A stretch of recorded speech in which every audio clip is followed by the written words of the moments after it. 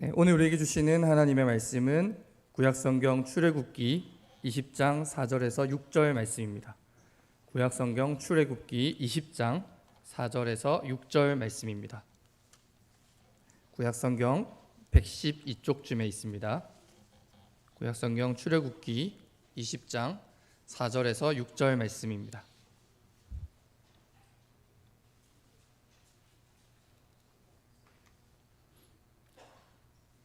출애굽기 20장 4절에서 6절 말씀, 저와 여러분이 한 절씩 교독하고 마지막 6절은 함께 읽도록 하겠습니다. 너를 위하여 새긴 우상을 만들지 말고 또 위로 하늘에 있는 것이나 아래로 땅에 있는 것이나 땅 아래 물속에 있는 것에 어떤 형상도 만들지 말며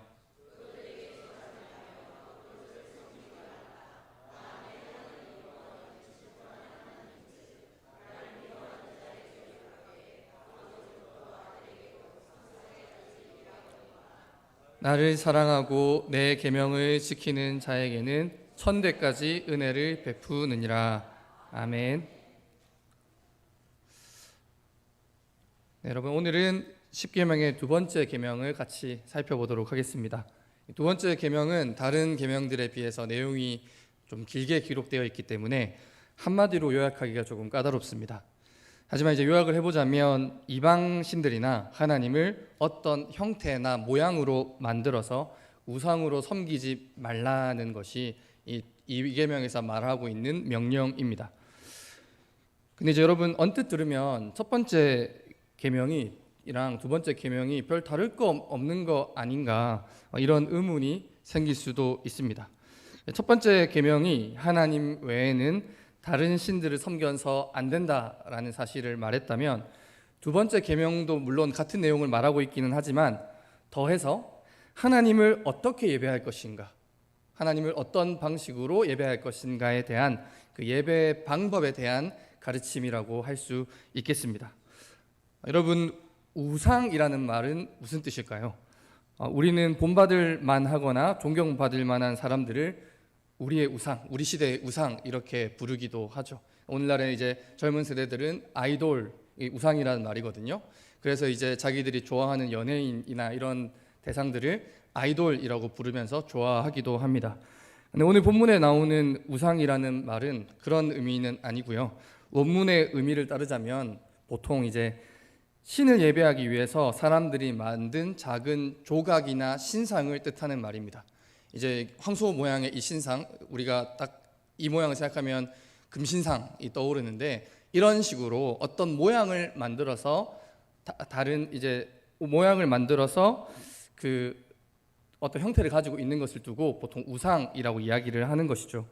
예배를 드리기 위해서 사람들이 볼 수 있고 만질 수 있게 만들어진 모양, 형상 등을 두고 오늘 두 번째 계명에서는 우상이다 이렇게 이야기를 하는 것입니다. 그렇다면 너를 위하여 새긴 우상을 만들지 말라는 것은 이제 무엇을 금지하는 명령일까요? 먼저는 이제 하나님 이외에 다른 신의 우상을 만드는 것을 뜻합니다. 성경이 쓰여지던 시대의 사람들은 이런 우상을 만들어서 자기가 믿는 신을 예배했죠. 경배와 숭배를 이 우상을 만들어서 행했습니다. 특별히 두 번째 계명에서 말하기를 또 위로 하늘에 있는 것이나 아래로 땅에 있는 것이나 땅 아래 물속에 있는 것에 어떤 형상도 만들지 말며라고 이렇게 이야기를 하고 있습니다. 그리스도인인 우리들에게는 이게 무슨 말인지 잘 와닿지가 않지만 이 고대 중동의 사람들은 인간의 모습이나 온갖 동물들 그리고 달이나 별, 해와 같은 천체의 형상으로 신상을 만드는 일을 즐겨 했습니다. 특별히 이제 고대인들은 황소를 우상으로 만드는 것을 좋아했습니다. 이 황소는 굉장히 거칠고 흉폭하죠. 그리고 강한 힘을 가지고 있었고요. 특별히 고대인들은 이 황소가 다산을, 아이를 많이 낳는 것을 상징한다고 생각을 했습니다. 그렇기 때문에 고대인들이 숭상하던, 고대인들이 좋아하는 덕목과 굉장히 많이 맞닿아 있었기 때문에 우상을 황소의 형태로 많이 만들었던 것이죠. 그래서 이스라엘 백성들이 하나님의 형상을 황소 모양으로 만들었던 것도 사실은 이런 것에 영향을 받은 것입니다.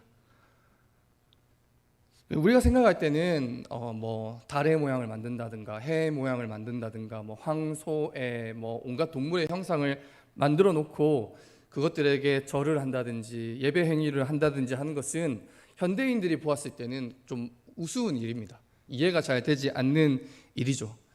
비합리적이고 비이성적으로 보입니다. 그런데 이 당시 사람들에게, 고대의 사람들에게는 그런 행동, 그러니까 자기들이 믿는 신을 어떤 형태로 만들어서 거기다 절을 하고 예배하는 것은 아주 당연하고 합리적인 행동이었습니다. 우리가 생각하는 것처럼 비이성적이고 비합리적인 것이 아니라 지극히 이성적이고 합리적인 행동이었다는 말이죠. 이 시대의 사람들은 그런 우상을 만들 때 자기가 믿는 신이 주관하는 영역의 특징을 묘사해서 만드는 것을 즐겨했습니다. 예를 들어서 뱀 모양, 기다란 뱀 모양의 신상을 만들어서 이게 비를 상징한다라고 한다든지 그런 식으로 자기가 믿는 신이 주관하는 영역을 이 신상 속에 많이 반영해 놓은 것이죠. 그런 식으로 이 사람들은 눈으로 보고 손으로 만질 수 있는 형태의 우상을 만들고, 만약에 그렇게 하면 그 우상을 만들면 그 우상 안에 자기들이 믿는 신과 그 신의 능력이 임한다, 거기에 거한다라고 생각을 했습니다. 그렇기 때문에 이렇게 눈에 보이는 곳에, 손으로 만질 수 있는 곳에 자기들이 믿는 신의 어떤 우상을 만들어 놓으면은 거기에 그 신의 힘과 그 신이 주관하는 영역이 지금 임재해 있다라고 생각을 한 것이죠. 그렇기 때문에 우리가 생각할 때는 터무니없는 행동이지만 이 고대 사람들에게는 이 합리적인 행동이었던 것입니다. 신의 능력이 지금 내 눈앞에 내가 만질 수 있는 곳에 있기 때문이죠. 이렇게 자기가 믿는 신의 모양, 우상의 모양을 만드는 것은 이 사람들에게 어떤 장점이 있었을까요? 첫 번째로는 매우 직관적이고 알기 쉽다는 특징이 있었고요. 또 굉장히 효과적이고 알기 쉽게 자기들이 편리한 방식으로 언제든 가까운 곳에서 신을 경배할 수 있다고 여겼던 것입니다. 당연히 이런 행동, 하나님 외에 다른 신의 우상을 만들어서 거기에 경배하거나 절하거나 예배와 제사를 드리는 그런 행동은 하나님께서 절대로 해서는 안 된다고 금지한 행동이었습니다. 첫 번째 계명에서 하나님께서 말씀하시기를 너는 나 외에는 다른 신들을 너에게 두지 말라고 이스라엘 백성들에게 분명히 말씀하셨죠. 다른 신을 섬기거나 경배하지 말라고 하나님께서 알기 쉽고 분명하게 말씀하셨습니다. 그렇기 때문에 당연히 다른 신의 모습을 형상화한 우상을 만들어서 섬기는 것은 금지된 행동이었죠. 근데 여기까지는 어렵지가 않은데 어려운 문제가 하나 더 남아 있습니다. 두 번째 계명은 다른 신뿐만 아니라 하나님을, 이스라엘 백성들이 경외하는 그 하나님을 우상으로 어떤 모양이나 형태로 만들어 섬기는 것도 안 된다라고 말하고 있기 때문이죠. 여러분, 예를 들어서 출애굽기 32장을 보면은 모세가 하나님께서 주시는 그 율법의 돌판을 받으러 시내산에 올라갔을 때 이스라엘 백성들은 불안해졌습니다. 자기들의 영도자 모세가 눈에 보이지 않고 언제 내려올지도 알 수 없었기 때문이죠. 무려 40주야를 시내산에 있으면서 내려오지 않았으니 이스라엘 백성들이 굉장히 불안했던 것 같습니다. 그래서 자기들과 함께 남아있던 제사장 아론을 닥달을 해서 우상을 만들었습니다. 자기들의 폐물을 녹여서 그것으로 금송아지 신상을 만든 것이죠. 아론이 이 금송아지를 향하여 뭐라고 말했습니까, 여러분? 이스라엘아, 이는 너희를 애굽 땅에서 인도하여 낸 너희의 신이로다. 이건 금송아지야. 여기다가 절하여라 라고 하는 것이 아니라 보아라 이스라엘아, 이것은 너희를 애굽 땅에서 인도하여 낸 너희의 하나님 여호와다. 이렇게 말을 한 것이죠. 이스라엘 사람들은 그 앞에서 제단을 쌓고 여호와의 절의를 지키는데 축제를 선언하는 것입니다. 그리고 금송아지 우상에게 하나님께 드려야 할 화목제와 번제도 드렸습니다. 자기들 마음대로 우상을 만들어 놓고는 마땅히 하나님께 드려야 할 경배를 우상인 금송아지에게 드린 것입니다. 하나님께서는 당연히 이런 모습을 보시면서 분노하셨죠. 그래서 하나님께서는 이스라엘 백성을 진멸하려고 하셨지만 모세가 만류하여 겨우 마음을 돌이키십니다. 하나님께서는 이처럼 다른 신의 모양을 만들어 경배하는 것뿐만 아니라 하나님을 우상으로 만들어 놓고 예배하는 행동도 엄격하게 금하셨습니다. 이 성경의 가르침에 굉장히 충실했던 우리 신앙의 선배들인 종교개혁자들은 어떤 형태로도 하나님을 우상으로 만들어 그것에 경배하거나 절하는 것, 그것에 예배하는 것을 철저하게 금지를 했습니다. 칼빈이 기독교 왕요 1권에서 말하기를 형상들의 어리석음과 만들어 놓은 조각들의 우스꽝스러움과 유치함 때문에 하나님의 신성이 쉽게 멸시를 받게 된 것이다, 이렇게 말하는 거죠. 이렇게 만들어 놓으면 뭔가 하나님을 경외하는 것처럼 너희가 느낄지 모르지만 이것은 하나님을 우스꽝스럽고 유치하게 만드는 일이다. 하나님의 전능하심이 멸시받게 되는 일이다. 그렇게 해서는 안 된다라고 분명하게 우리에게 가르침을 준 바가 있습니다. 그런데 여러분, 하나님께서는 왜 그렇게 자기를 보이는 형태의 우상으로 만들어 섬기는 것을 금지하셨을까요? 여러분, 오늘 본문 4절 맨 처음에 보면은 너를 위하여 새긴 우상을 만들지 말고 라는 말이 나옵니다. 여러분, 하나님을 보이는 형태의 우상으로 만드는 것은 하나님을 위해서 하는 행동이 아닙니다. 항상 우상을 만드는 사람들은 그럴듯한 명분을 가지고 오죠. 이렇게 해서 이렇게 아름다운 모습으로, 이렇게 영광스러운 모습으로 내가 하나님의 모습을 만들어 하나님을 경외하면 하나님이 기뻐하실 거야. 그럴듯한 이유를 가지고 오지만 결국에는 하나님이 말씀하시기를 그 동기는 나를 위한 것이 아니라 너를 위한 것이다. 너희 인간의 욕심을 위한 것이다 라고 말씀하시는 것입니다. 여러분, 하나님은 보이시는 분이십니까? 보이지 않으시는 분이십니까? 하나님은 보이지 않는 분이시죠. 그리고 하나님은 우리가 만질 수 있는 분이실까요? 만질 수 없는 분이실까요? 하나님은 만질 수 없는 분이십니다. 그런데 여러분, 사람은 우리의 죄성 때문에 눈에 보이는 것을 믿고 싶어하고 손에 잡히는 것을 믿고 싶어합니다. 눈에 보이지 않고 만질 수 없으면 잘 믿지를 않죠. 그 인간의, 죄인된 인간의 일반적인 어떤 특징입니다. 여러분, 예수님의 제자였던 도마가 말하기를 내가 그의 손의 못자국과 옆구리의 창자국을 내 눈으로 보고 내가 만져야만 믿겠다라고 말하지 않았습니까? 도마가 특별히 이상한 것이 아니라 우리도 마찬가지입니다. 눈에 보이지 않고 손에 잡히지 않는 것, 우리가 느낄 수 없는 것은 잘 믿으려 하지를 않습니다. 그런데 하나님은 그런 우리들의 연약한 죄성에도 불구하고 자기를 보여주지 않으시죠. 우리는 눈으로, 손으로, 우리의 감각으로 하나님을 확인할 수 없습니다.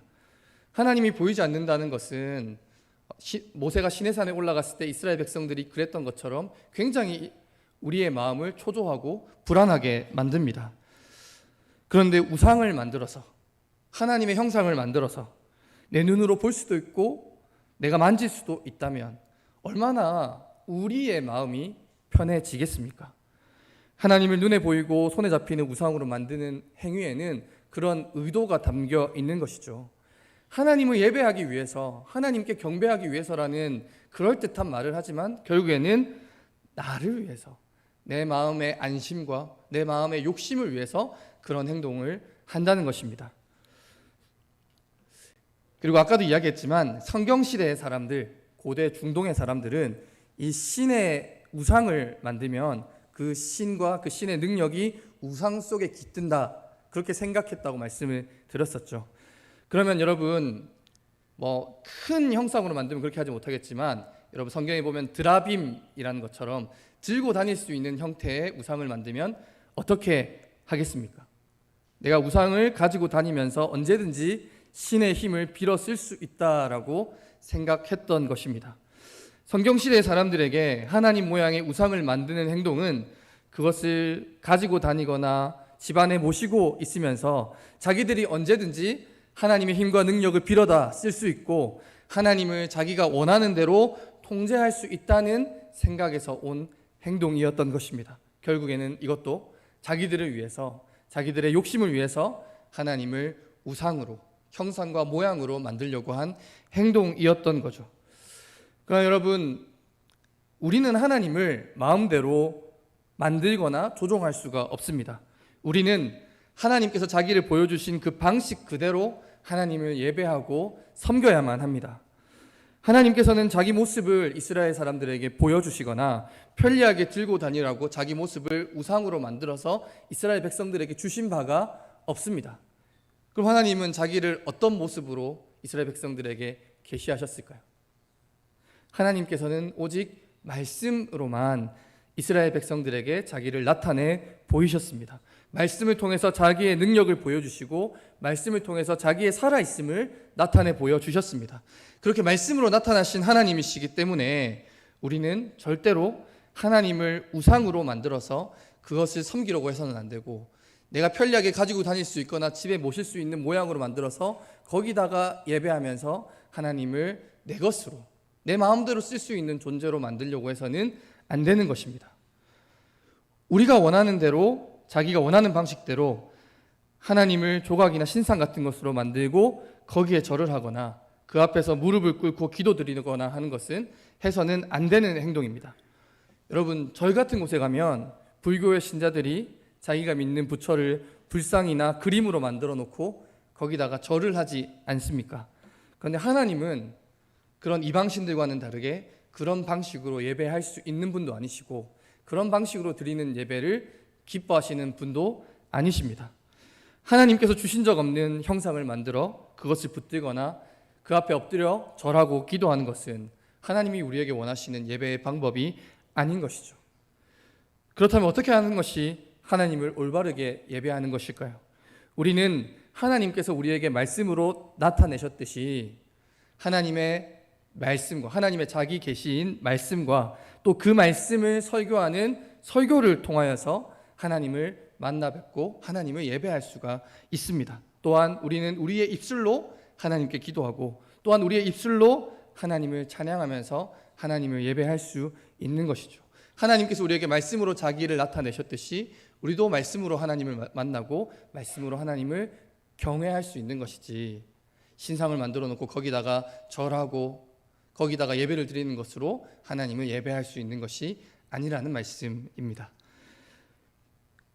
십계명의 두 번째 계명에는 무서운 경고도 함께 있죠. 먼저 하나님께서는 자기를 뭐라고 말씀하시냐면 오늘 본문을 보면 질투하는 하나님이다 이렇게 말씀을 하십니다. 질투하는 하나님이다. 여러분, 우리는 질투하면은 긍정적인 어떤 의미를 생각합니까? 아니면 부정적인 의미를 생각합니까? 쟤는 질투가 심하다. 좋은 말로 듣는 사람은 아무도 없죠. 조금은 얕잡아 보고 낮게 보는 걸로 좀 생각하는 게 이 질투라는 단어입니다. 그런데 하나님이 질투하는 하나님이다 라니 표현이 굉장히 이상합니다. 질투는 좋지 않은 느낌을 주기 때문입니다. 근데 여러분, 질투가 필요할 때가 있습니다. 어떤 때냐? 남녀가 사랑해서 결혼을 했는데 둘 중에 한 사람이 다른 사람을 마음에 품고 있으면서 더 나아가서는 부정한 행동, 간음을 한다. 그 모습을 보면서 배우자가 아무렇지도 않게 여긴다면 여러분, 그게 정상인가요? 정상이 아닌가요? 정상이 아니죠. 정상적인 부부라고 할 수가 없겠죠. 그건 상대를 정말로 사랑하는 사람의 모습이 아닙니다. 당연히 그런 상황을 마주하게 되면 질투해야 되고 분노해야 되고 마음의 답답함을 느껴야 하는 것이죠. 하나님과 우리의 관계, 하나님과 이스라엘의 관계는 언약 관계입니다. 그리고 이 언약 관계는 성경에서 자주 결혼 관계에 빗대어서 설명되고 있습니다. 하나님은 우리의 신랑이 되시고 우리는 하나님의 신부가 되는 것이죠. 하나님께서는 신부된 우리가 하나님께 신실하지 않을 때에 마땅히 우리를 향하여 질투하시는 분이십니다. 이때 하나님의 질투는 당연하고 마땅한 반응입니다. 왜냐하면 하나님은 우리를 사랑하시기 때문이죠. 자기가 사랑하는 이스라엘, 자기가 사랑하는 신자와 교회가 하나님만 바라보길 원하시는 분이 바로 우리 하나님이시기 때문에 하나님은 질투하는 분이시고 또한 합당하지 않은 반응을 보일 때 분노하시는 분이십니다. 질투하는 하나님께서는 이 계명을 지키지 않는 사람들에게 무시무시한 경고를 주시는데요. 두 번째 계명을 보면은 나를 미워하는 자의 죄를 갚되 이것을 아버지로부터 아들에게로 3, 4대까지 이르게 하거니와 라고 되어 있습니다. 마치 할아버지가 우상을 만들어서 섬기면서 두 번째 계명을 어기면 아무 죄도 없는 그 아버지와 아들과 손자에 이르기까지 벌을 주겠다라는 그런 말로도 들릴 수 있죠. 가게에 흐르는 저주를 끊어라. 예전에 굉장히 유명했던 책이었는데, 그런 것처럼 하나님께서 두 번째 계명을 어기는 사람에게는 마치 연좌제와 같이 대대로 벌을 주신다는 말일까? 우리가 이 본문을 그냥 읽었을 때는 그렇게 느껴질 수도 있습니다. 그런데 이제 성경은 분명하게 말하기를 하나님께서는 그 부모의 죄 때문에 자녀들이 벌을 받지 않으리라고 분명하게 말씀하셨습니다. 아버지는 그 자식들로 말미암아 죽임을 당하지 않을 것이요 자식들은 그 아버지로 말미암아 죽임을 당하지 않을 것이니 각 사람은 자기 죄로 말미암아 죽임을 당할 것이니라, 이렇게 말하고 있습니다. 성경은 연좌제를 말하지도 않고 가게에 흐르는 저주도 사실 말하지 않습니다. 그렇다면 여러분, 미워하는 자의 죄를 3, 4대까지 이르게 한다라는 것은 도대체 무슨 의미일까요? 여러분, 오늘날은 핵가족 사회이기 때문에 사실은 부모와 자녀 정도만 같이 살고 1인 가구들도 많이 있다고들 하죠. 그런데 오늘날과는 다르게 이 당시 이스라엘 사람들은 온 가족이 함께 살았습니다. 3, 4대에 이르는 사람들이 할아버지와 아버지와 자녀들과 손자들과 거기에 딸려있는 많은 종들과 집안에서 일하는 사람들까지 수없이 많은 사람들이 함께 어우러져 사는 것이 당연한 가정의 형태였었죠.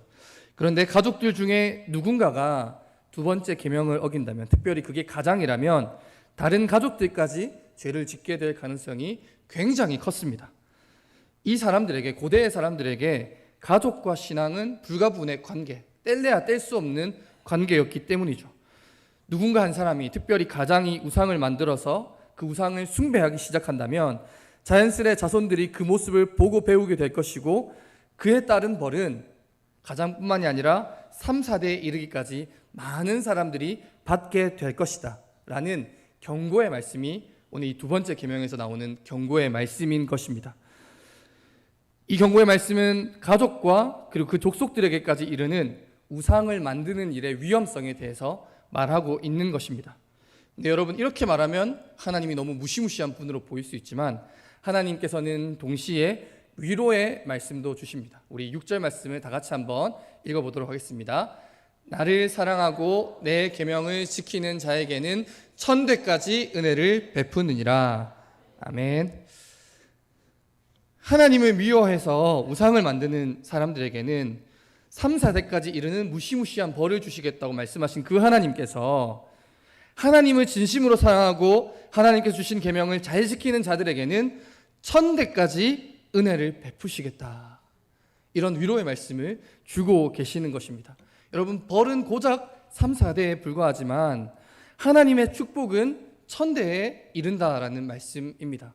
하나님의 말씀에 순종하지 않는 자들에게 내리는 벌은 3, 4대에 불과하지만 하나님의 말씀에 순종하여서 올바르게 하나님을 예배하는 자들에게 내려지는 축복은 천대에까지 이르게 된다라는 약속의 말씀을 주고 계시는 것이죠. 하나님께서 주시는 벌보다 하나님이 우리를 사랑하셔서 우리에게 베푸시는 은혜는 더 크다는 것을 우리에게 깨닫게 해주는 말씀입니다. 하나님께서 말씀하고자 하시는 핵심은 사실 여기에 있습니다. 하나님께 올바르게 경배하는 자들이 받는 축복은 범죄한 자들이 받게 될 벌과 비교할 수 없을 만큼 크다라는 사실입니다. 하나님께서는 이 말씀을 통해서 언약 백성인 이스라엘 백성들이 옳은 길, 하나님을 올바르게 예배하는 길을 택하기를 원하셨고, 그 하나님의 마음은 오늘날 하나님의 언약 백성인 우리 그리스도인들과 하나님의 교회까지 이루고 있다는 것을 우리가 기억해야 될 것입니다. 사랑하는 여러분, 사람들은 항상 자기가 편한 대로 하나님을 믿고 섬기려고 합니다. 우상을 만들려고 하는 것도 결국 자기가 편하고 싶어서, 또 하나님을 자기 마음대로 이용하려고 하는 잘못된 행동이었습니다. 하지만 하나님께서는 우리에게 자기를 말씀으로 나타내 보이시고 말씀으로 자기를 보여주신 분이십니다.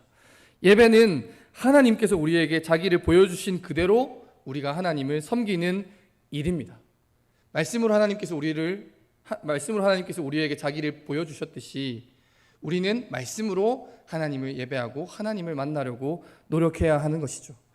네, 여러분, 매일 말씀을 듣고 또 우리의 입술로 기도하고 우리의 입술로 찬양하는 일은 사실은 지루하게 느껴질 수도 있고 따분하게 느껴질 수도 있습니다.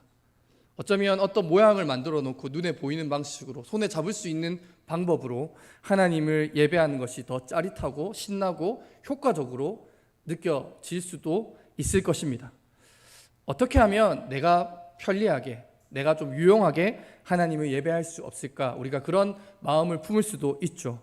하지만 우리가 하나님 말씀에 순종해서 열심히 하나님을 섬긴다면, 우리가 우리의 편리함과 우리의 욕심을 버리고 하나님 말씀에 순종하면서 열심히 하나님을 섬긴다면, 하나님께서는 그런 우리들의 모습을 기뻐하시고 그런 우리들의 예배를 흠양하여 주시고 우리에게 천대까지 이르는 놀라운 복을 내려주시겠다고 두 번째 계명에서 약속하고 계신 것입니다. 여러분, 이 말씀을 기억하면서 기꺼이 말씀을 따라서 비록 불편하고 편리하고 조금은 따분하고 어렵게 느껴질 수도 있지만 하나님의 말씀으로 하나님을 기쁨으로 예배하는 저와 우리 모든 왕궁 중부교회 성도님들 다 되시기를 주님의 이름으로 축복합니다.